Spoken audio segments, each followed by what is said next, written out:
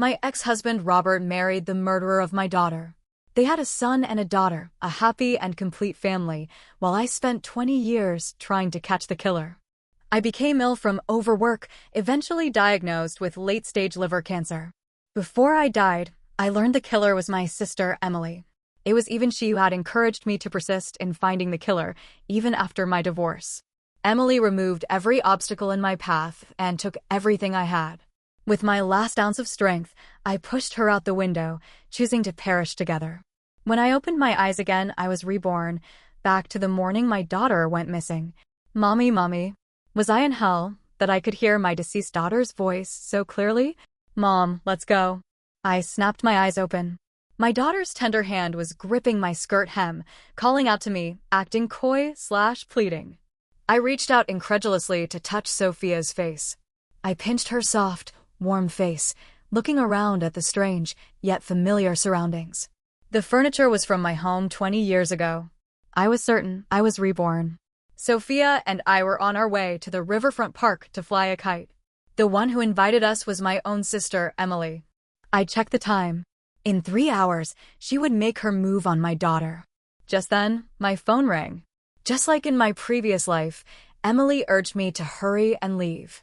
My sister had been incredibly lazy since childhood. For her to proactively suggest preparing all the barbecue supplies and inviting me out, it was highly unusual.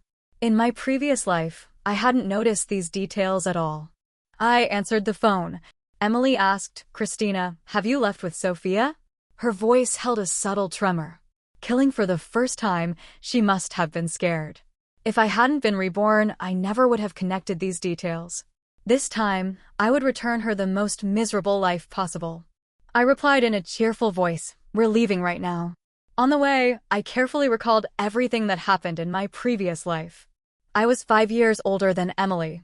Although I was her older sister, I treated her like a mother, taking meticulous care of her. I never dreamed she would harm my daughter, her own niece. Our family lived in the remote countryside. Our parents were working out of town since we were young, leaving us to be cared for by our elderly Grandma Rose.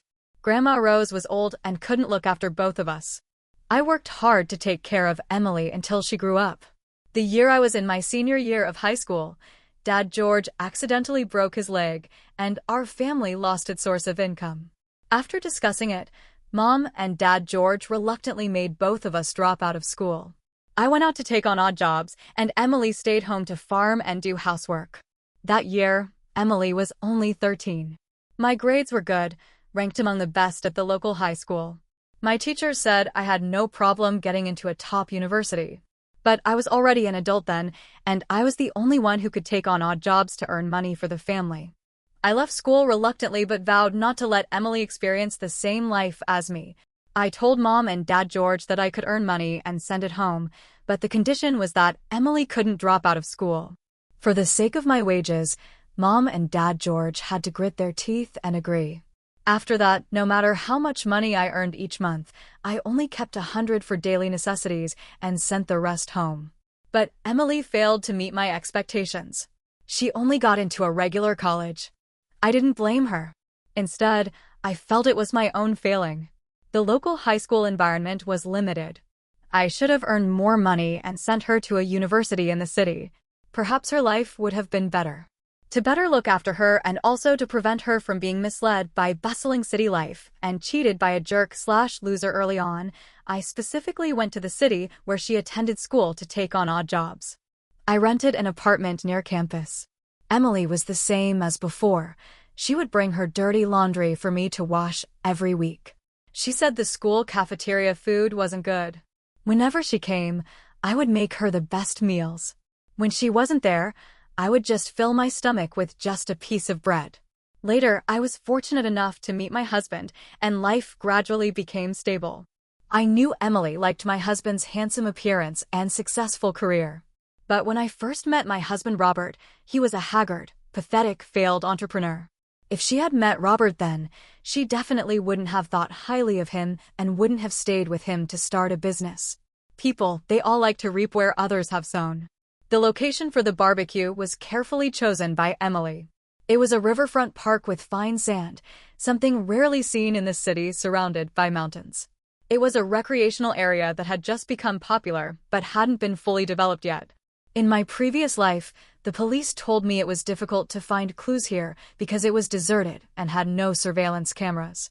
The police also told me that it was deserted because 2 murders had occurred nearby half a month prior.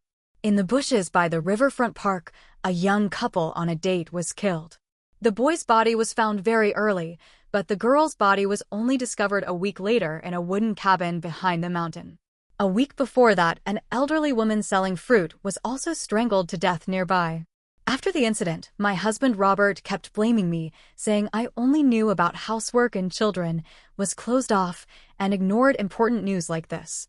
He called me a stupid woman who didn't care about her child. After my daughter went missing, Emily was always with me. Without an accomplice, the plan couldn't have been completed smoothly. I didn't know if Robert was her accomplice. If he was, I felt such a man shouldn't live either. I arrived with Sophia as planned. Sophia loved flying kites. Holding the string, she ran on the soft sand, innocent and happy. I clenched my fists, vowing to protect this lively and lovely figure. Just like in my previous life, when the time came, Emily said she forgot to buy water and asked me to go to the corner store by the highway. I teased her with a smile. You're such a big girl now. You can't even do these small things right. What kind of man will want to marry you in the future? Perhaps it was the first time she heard me speak sarcastically. Emily was visibly surprised. But she wouldn't get angry with me now, otherwise, her suspicion for Sophia's disappearance would be even greater. She smiled and said, acting coy/pleading, Christina, my foot hurts. Can you please go for me? I stood up, brushed the sand off my pants, and instructed her, you must keep Sophia by your side. She's small and might wander off. Emily cheerfully said, don't worry. When I returned with the water, Emily and Sophia were gone. My friend Sarah was sitting by the barbecue grill, eating a freshly grilled beef skewer. She smiled at me and gave me an okay sign. Shortly after, Emily rushed over frantically, tears in her eyes. What should I do? Sophia is gone. I frowned. Where did she disappear from? She wiped away a tear from her eye and said, I was grilling meat here just a moment ago, and Sophia was gone. I searched frantically all around, but I couldn't find her. Sarah said slowly and deliberately, are you kidding us? Emily froze, then recognized it was my friend Sarah. She exclaimed in surprise, Sarah, why are you here? Sarah said slowly and deliberately, I'm off today. Emily said she was coming for a barbecue, so I came along. Besides, when I arrived just now, I clearly saw you holding Sophia's hand by the highway over there. How can you say she's gone? Emily's face instantly turned pale. I patted her shoulder as if joking, all right, hurry up and bring Sophia out. Her favorite beef skewers are ready. Just then, my phone rang. I picked it up and glanced at it. It was a message from a friend confirming Sophia was safe. The person who took Sophia with Emily was Alex. I knew this person. He was Emily's college boyfriend. Their relationship was and wasn't very long. After I discovered the scandalous deeds the man had done, Emily decisively broke up with him. I now suspect her purpose for dating this boyfriend was to find an accomplice. Knowing Sophia was safe, I no longer needed to pretend. I pushed Emily, looking left and right, hurry up and bring Sophia over. She's only 5 years old. It's very dangerous to leave her alone. Emily didn't move, probably trying to think of a countermeasure. After a moment of hesitation, she burst into tears. Christina, I'm sorry, I really don't know where Sophia is. With that, she started crying loudly. I had no choice but to call the police. The police arrived quickly. My friend said the last time she saw Sophia was by the highway. And it was Emily holding Sophia's hand. Because she knew Emily was my sister, and an aunt wouldn't harm her niece, she didn't think much of it. After saying that, Sarah scrolled through her phone and pulled up a photo. In the photo, Emily was standing by the highway, holding Sophia's hand. Sarah explained, I thought the background was beautiful and it matched Sophia's pink dress well, so I quietly took a picture, planning to show it to Sophia later. With the evidence, Emily was speechless. Emily finally had to admit that she had given Sophia to her boyfriend, Alex. Alex's phone was unreachable and she didn't know where the child was. Of course, his phone was unreachable. Alex had been knocked unconscious by my friends and left in a remote area. He probably wasn't awake yet. When the police asked her the reason for kidnapping the child, she insisted, "It wasn't kidnapping. I just wanted to play a prank on Christina." I didn't expect Alex to actually take the child away. She was trying to pass the blame to Alex. Robert heard Sophia was missing and rushed to the police station. I threw myself into his arms, crying and accusing Emily of being ungrateful, of kidnapping our daughter to extort money. Robert was incredulous. "She doesn't seem like that kind of person." I secretly watched his expression. Was my husband truly unaware? Was he also an accomplice? Robert's furrowed brows and incredulous eyes didn't reveal anything. Emily cried, begging me to forgive her, promising she would help me find Sophia. But I stubbornly refused. "If anything happens to Sophia, that's intentional harm, and I will make you pay the price." Emily was formally detained/arrested. Robert accompanied me home to wait for news. Sarah, under the guise of comforting me, asked me to meet her. She found it incredible that I had hidden my daughter myself and sent Emily to the detention facility. "Weren't you the one who doted on her the most, unwilling to let her suffer even a little?" I couldn't explain about being reborn. I just hugged Sarah. I had a serious illness and suddenly understood a lot of things. I don't want to waste my time and energy on people and things that aren't worth it anymore. Sarah and I were originally colleagues at a coffee shop, working shifts together. Later, we developed a deep friendship. After that, I married Robert and started a business together. My friend Sarah had attended night school to study design, and after getting married, she and her husband co-founded a renovation company. Both of our lives were thriving. In my previous life, Sarah didn't think highly of Robert, saying he seemed malicious. I didn't pay attention and was instigated by Robert, who said she was jealous of how well I was doing. So I gradually drifted apart from Sarah. Later, Sarah accidentally hit and broke her leg, becoming bedridden. I was busy searching for my daughter and neglected her, gradually losing contact. It wasn't until I was seriously ill that I thought to visit her, only to be shocked to realize she had passed away 5 years earlier. From her husband, I learned that during the years she was bedridden, she posted online every day about my daughter, hoping for help from anyone with information. Since fate gave me another chance, I would protect this friendship and change our destiny. I told her about Robert and Emily being together. Sarah was so angry she gritted her teeth. "Robert is a terrible person. He could abandon his own child." I shook my head. Robert didn't have much desire for women. He had other motives. I would tear off his mask little by little. Not just him, but also those relatives who seemed seemingly friendly, yet in critical moments, not only didn't help me but maliciously pushed me into the abyss. Sarah then asked, "So where is Sophia now?" She frowned. "Robert's friend who tried to steal your husband? Didn't you always hate him?" At least his feelings were genuine, and it was also true he would do anything for me. I met David through my husband Robert. David was an orphan. He and Robert met when working as car mechanics. Robert was 2 years older than David and took good care of him, so David always called him Big Brother. Not long after I married Robert, David moved into our already small home under the pretense of finding a job. Knowing about his wandering life as a child and Robert praising him as reliable and capable, I gave him special care out of pity. Every day, there would always be one of his favorite foods in the meal. When buying clothes for Robert, I would also get him a set. When he had appendix surgery, I stayed with him the whole time, providing care. But David started intentionally or unintentionally showed his affection/made advances towards me. He boldly said he only loved me in this life and wouldn't marry anyone but me. A friend's wife is off limits. I felt he had character issues, especially when he solemnly swore he would go through hell and high water for me. I saw him even more as a jerk who lied without batting an eye. After Sophia went missing, Robert advised me to give up and declare Sophia dead. But I stubbornly refused, insisting on finding her, dead or alive. David stayed by my side throughout my long search. He stayed for 20 years. When I was terminally ill, he was also by my side. He cried like a baby, saying he was incapable of saving me, that he was a useless man. It was then I realized his words were all true. He kept his word. So this time, when I called him and asked for help, he agreed without hesitation. Before going home, I sent a subtle text message to David. "Is everything secure?" He quickly replied, "Everything's fine, don't worry." I received a call from Dad George. "Emily, you can't harm your sister. We're family, after all." Seeing I wouldn't forgive her, Emily must have had someone inform Dad George and Mom Mary. Dad George had been staying cooped up at home for years. I wondered if he had gone stir-crazy. I emphasized, "She kidnapped my daughter, the daughter I carried for 10 months.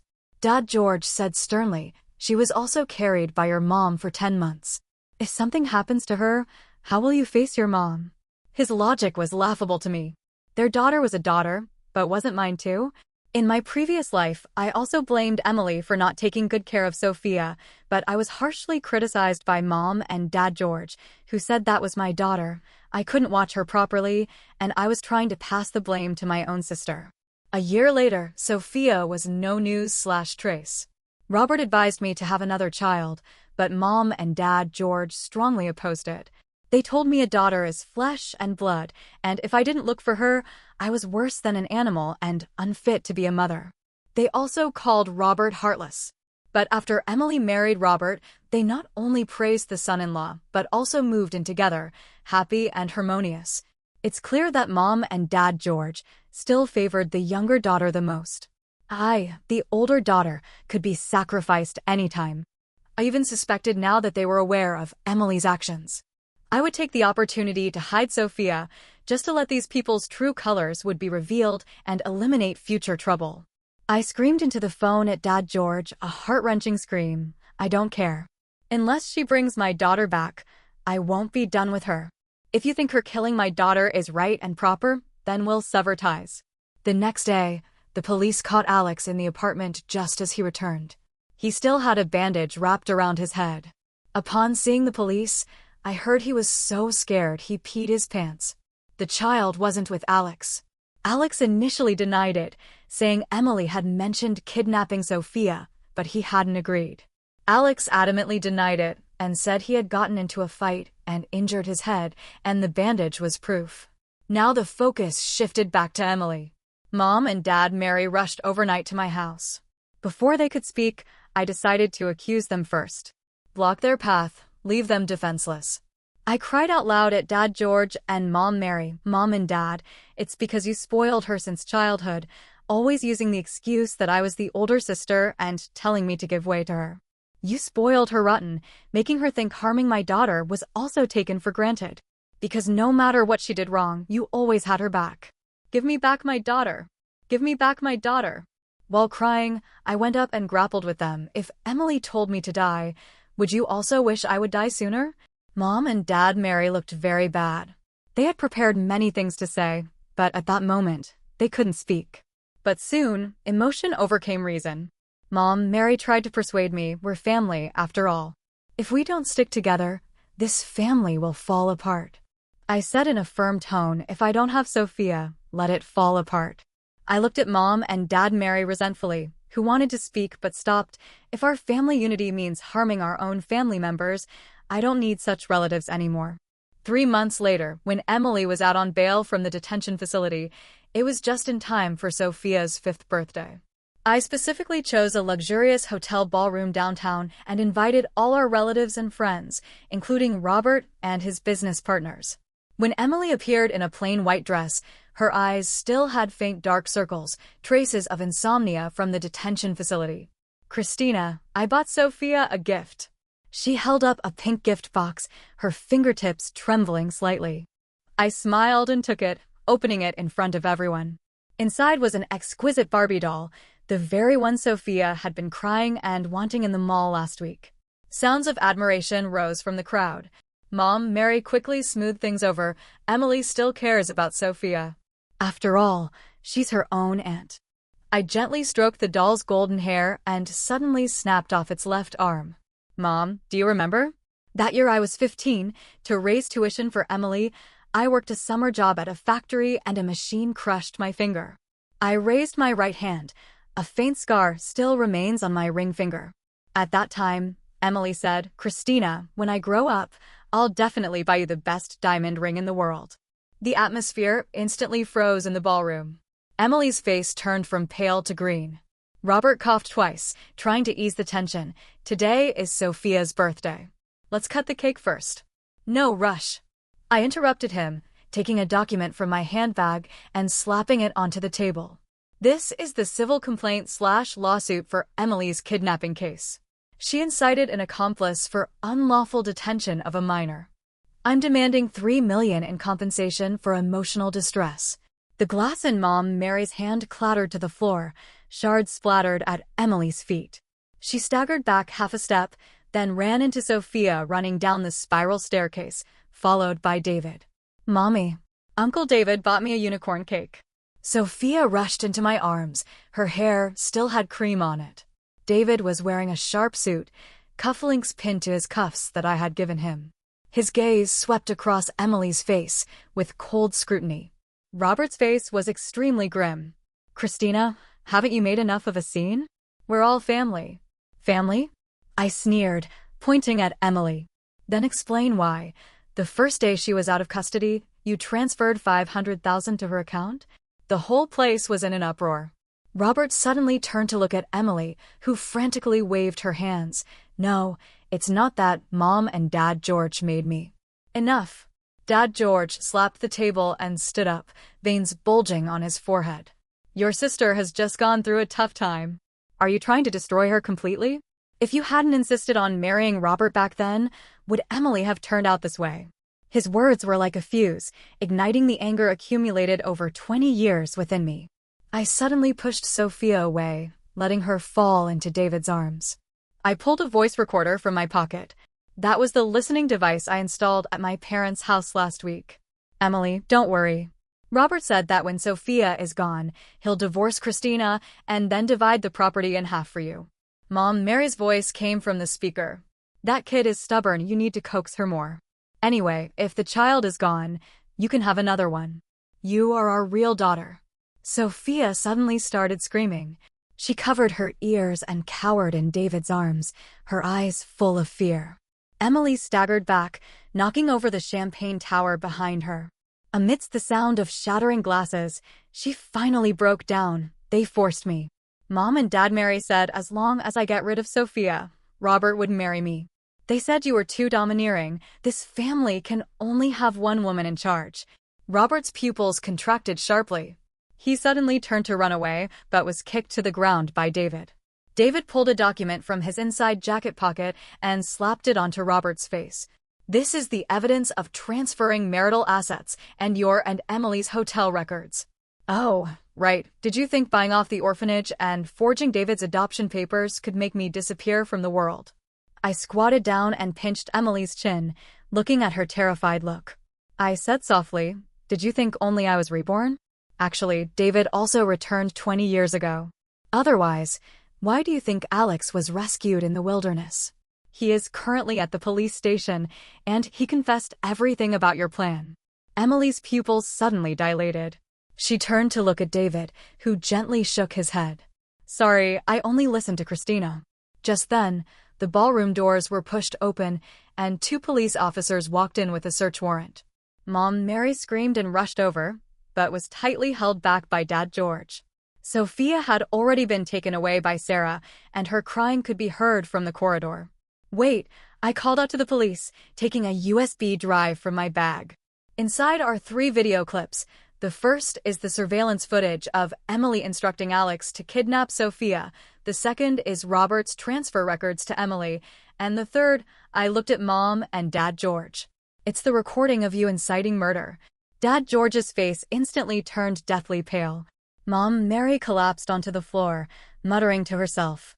Emily suddenly started laughing hysterically. Pointing at me, her eyes were wild. "Did you think you won? Robert slept together with me long ago. While you were pregnant with Sophia, he said you were like a block of wood in bed." "Enough." David suddenly ripped open Robert's shirt, revealing a hickey below his collarbone. "You got this 3 days ago at the Grand Hotel, right?" Unfortunately, the hotel surveillance footage had just been retrieved by the police. Robert completely collapsed to the ground, like a dying fish. As Emily was dragged away by the police, she suddenly turned and smiled at me. There was a strange look of relief in that smile. Christina, did you think you were a champion of justice? Actually, we are all monsters raised by our parents. Do you think you can save Sophia? Look behind you. I suddenly turned around and saw Sophia standing at the top of the spiral staircase, holding a small knife in her hand. The blade was stained with blood. Sarah had collapsed at her feet, a large bloodstain spreading on her abdomen. Sophia, my voice sounded like it was dragged from icy water. How could you? Mommy, Sophia looked up at me. Her face was still smeared with cream. Her smile was innocent and naive. And Emily said as long as she killed the people blocking Daddy and Auntie from being together, we could become a real family. Screams rose and fell throughout the ballroom. David suddenly pushed me away and rushed towards the stairs, but was tripped by Robert and fell to the ground. Sophia walked down step by step. Each step left a bloody footprint on the carpet. I then noticed the bloodstains on her dress. That wasn't cream, it was Sarah's blood. Sophia, give the knife to Mommy. I forced myself to stay calm, slowly walked towards her. Look, Daddy and Aunt Emily are here. We can talk things over properly. Don't lie to me. Sophia suddenly screamed. The tip of the knife grazed my arm. You don't love Daddy at all. You love Uncle David. Aunt Emily said you and Uncle David were going to take Sophia far away and leave Daddy and Auntie. Robert took the opportunity to get up. A glint of calculation flashed in his eyes as he looked at Sophia. Sophia is right, Christina. We are the real family. As long as you drop the lawsuit, I can pretend this never happened. Thud. I slapped him. Blood seeped from the corner of his mouth. Sophia was startled by the sound. I took the opportunity to snatch the knife from her hand and held her tightly in my arms. She was struggling in my arms, screaming, Daddy, help me, while Robert just stood there, his eyes darting around. David, I heard my hoarse voice call an ambulance and, I'm here. He pressed down on my bleeding arm, his gaze firm. I've got this. As the police led Robert and Emily away, Mom Mary suddenly rushed over and hugged me. How could you be so cruel? That's your sister. She's only 23 years old. Are you going to ruin her life?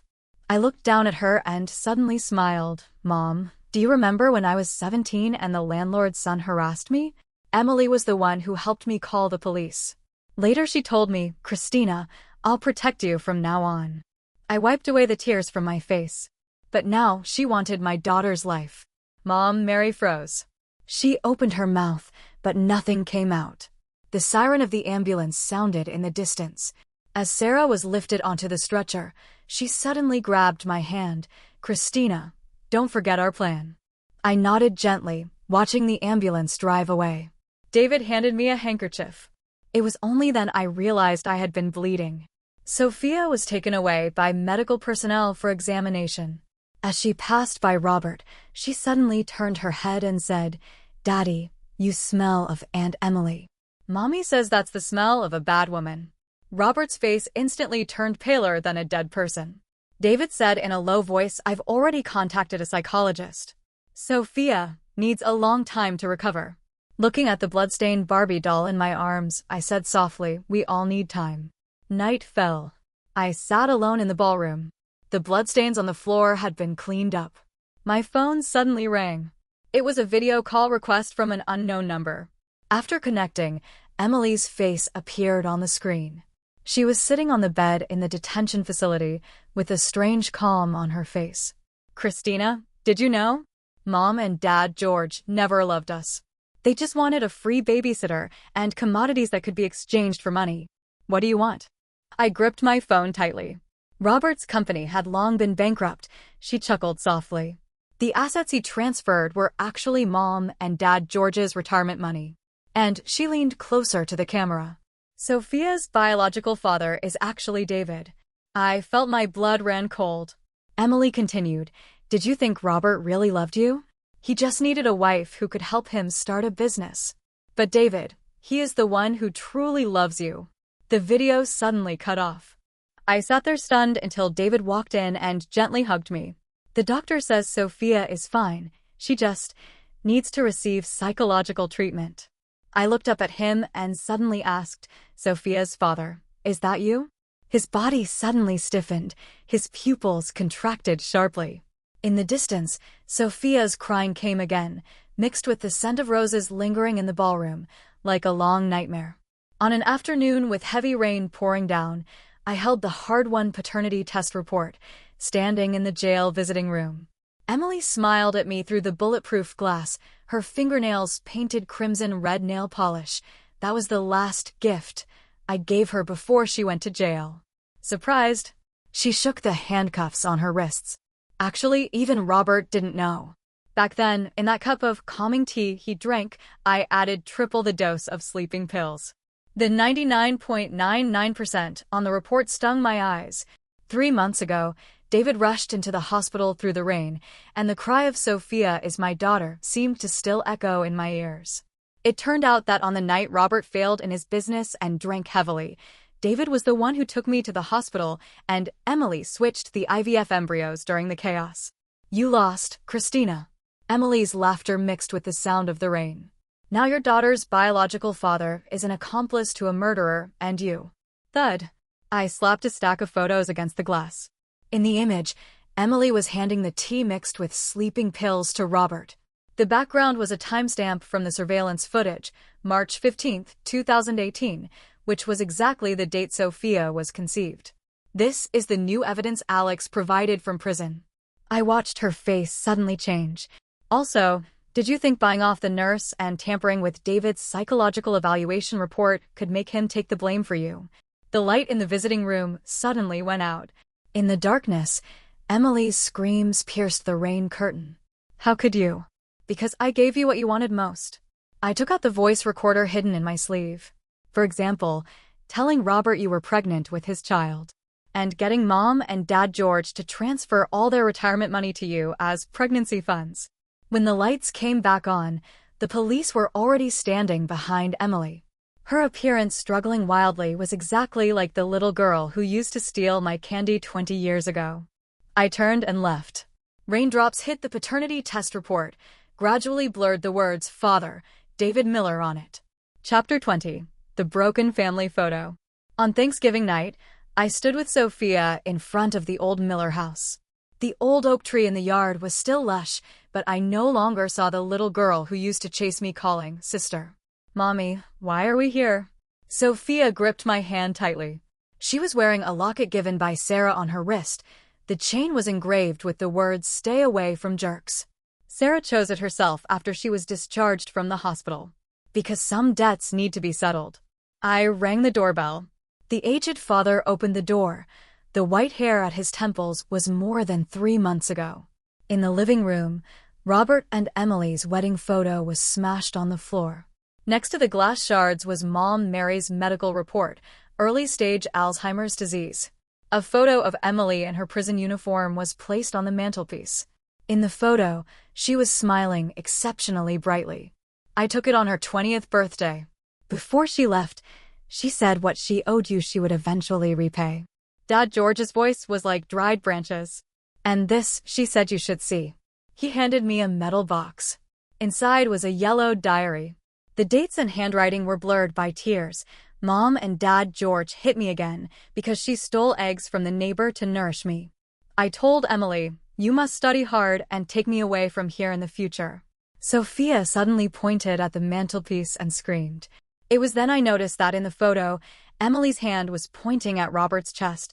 There was a light-colored birthmark there, exactly the same as the one on Sophia's back of the neck. "Mom," I turned to look at Mom Mary, who was wiping the photo frame.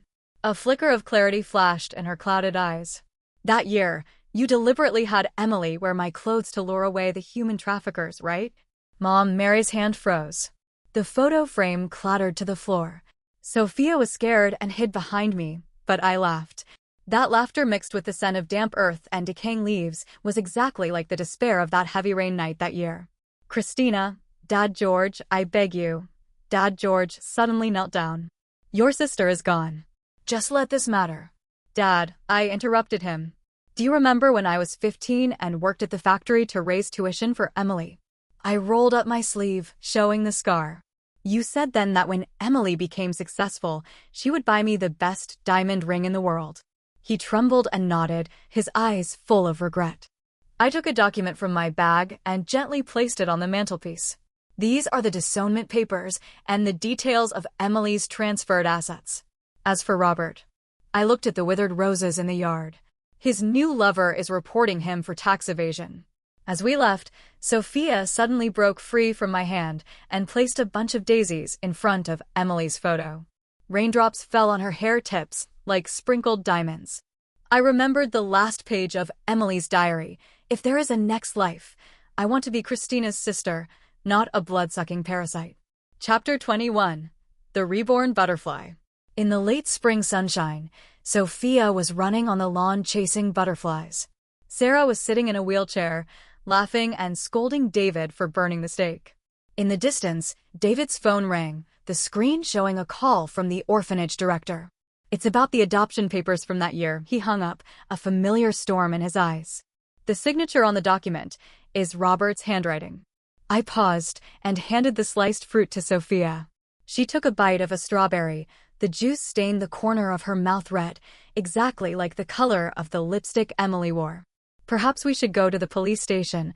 I wiped the juice from Sophia's face. And while we're at it, hand over the evidence of Robert forging David's identity papers.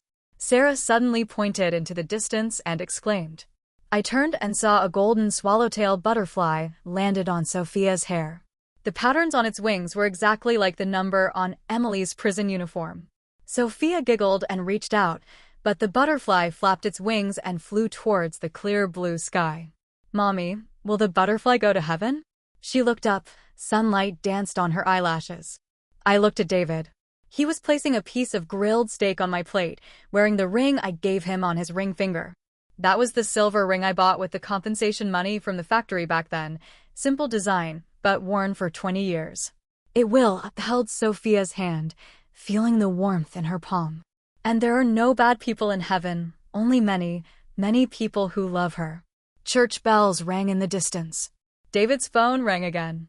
This time it was a picture message from an unknown number, a yellowed newspaper. The headline was Serial Killer Apprehended, Jealousy Motive Behind 3 Deaths.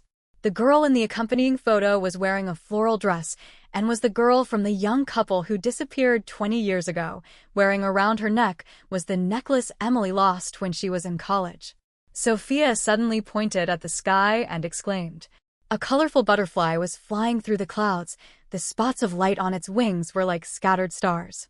I gripped David's hand, feeling the calluses on his palm. Those were the traces left from working 3 jobs continuously back then to buy formula for Sophia. Everything will be all right, he said softly, and kissed my forehead. Because we have all been reborn. Sophia suddenly turned, opened her arms and ran towards us. The butterfly in her hair flapped its wings and flew away, leaving a brilliant afterimage in the sunlight. I hugged her, smelling the milky scent in her hair, and suddenly remembered the last sentence in Emily's diary. Christina, I'm sorry. Actually, I knew all along, you are the true light. The wind blew across the lawn, bringing the scent of flowers from afar.